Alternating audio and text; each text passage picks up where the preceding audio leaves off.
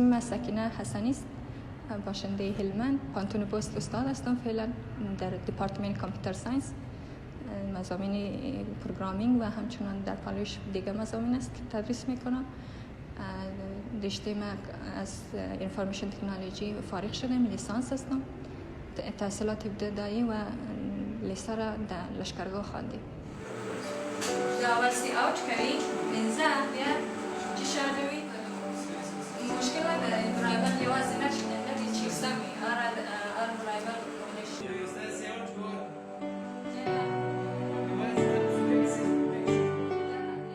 استفاده شدن در پیش مردها سخت نیست برای ما که تدریس کنم و همچنان یک راه مثبت است و خصوصا جوانایی که امروز میبینیم تحصیل کرده، میبینه که یک خانم که میخواد یک تحصیل کرده چقدر کوشش داره، خودشان یک مرد هستن شاید فکر کنم زیادتر کوشش کنن، نه تنها بر خودشان بلکه فکر کنم به فامیلشان یک چیزی باشد که بگه که خوارشم میتونه یک روز یک همچه افتخاری باشن.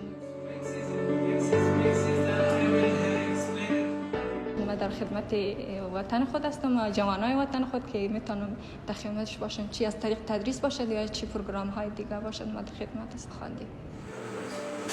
اول سی اوت کوي منځه بیا چې شادوي با وجود دون مشکلات چې موږ په ټولنه کې دي دا راځي موږ ته درس وایي او موږ د دې څه یو الهام خو یو اخذ زنده کوو چې تر څو موږ خپل د کورنۍ ښځینه غړي مکتب ته واستو تعلیم باندې وکړو تر څو هغوی هم داسې یو ځای ته یو ورځ ورسېږي.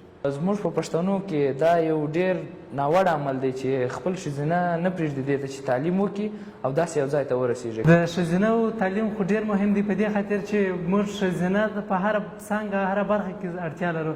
که ښځینه په مثلا طب بخش وي، د تعلیم بخش وي،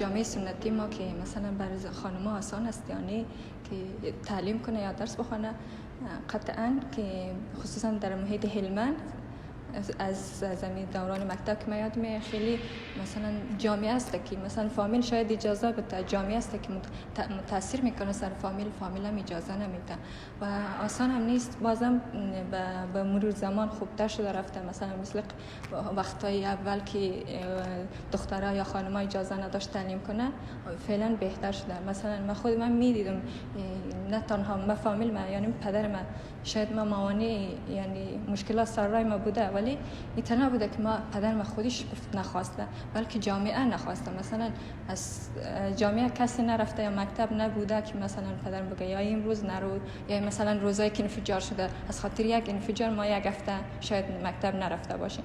بازم خوشبختانه خواندیم درس، یعنی زیاد سختم نیست و آسان خوب بیخی نیست.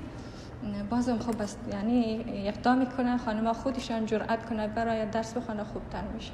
فامیلای افغان فیصدی به 100% اگه ما ببینیم خیلی فیصدی کم است که دخترها رو تشویق کنه که درس بخونه.